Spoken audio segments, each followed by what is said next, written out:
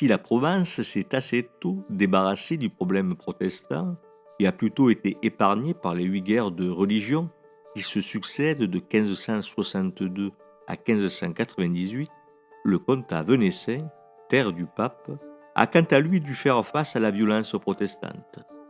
Il faut dire que c'était un terrain idéal pour les religionnaires qui avaient pour ambition d'effacer de la terre les traces de la religion catholique dont le pape était vu comme un suppôt de Satan.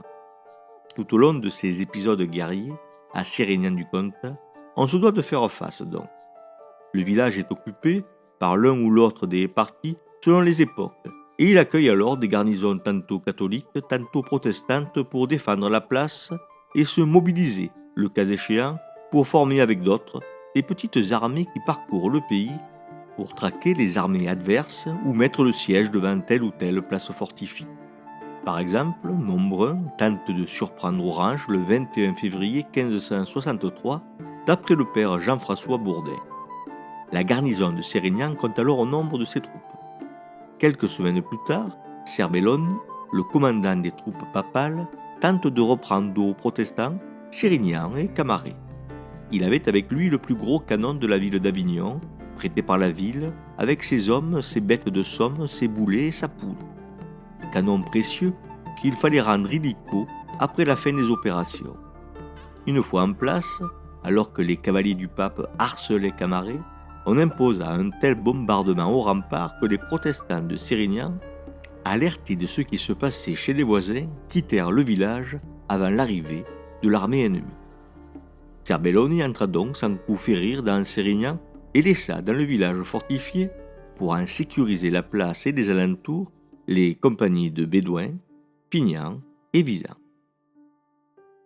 Jacques de Crussol, baron d'Uzès, seigneur d'Acier, alors protestant, ce qui ne dura pas, passa à nouveau en Comtat depuis le Languedoc voisin avec une des plus grosses armées qui passa dans la contrée.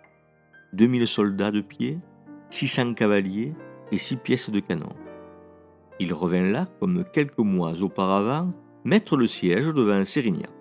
Les troupes catholiques alertées essaient de le surprendre, mais celui-ci alerté aussi leur tend un piège en se camouflant dans les bois, pour fondre sur eux, par surprise. Jacques de Crussol les défait et plante le siège devant Sérignan.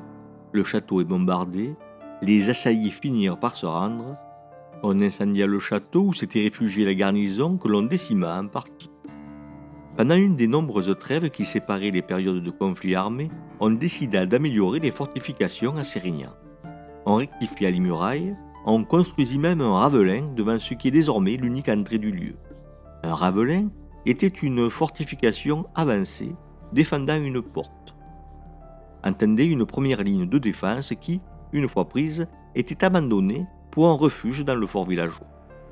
La porte d'entrée des villages était en effet, malgré les tours de garde et les corps de garde, les points faibles des fortifications.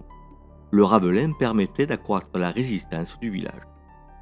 Pour parfaire à la défense de Sérignan-du-Comtat, et ce n'est pas rien, on fit creuser pour 50 journées d'hommes un fossé devant la porte du lieu où on mit en place un pont-levis, à chaîne et flèche. Ces travaux, réalisés après les événements décrits plus haut et tirés de l'histoire des guerres excitées dans le comté venaissin de Jean-François Boudin, un jésuite du XVIIIe siècle, montrent très certainement par où la défense de Sérignan avait péché lorsque Jacques de Crussol avait une première fois investi la place, en 1562.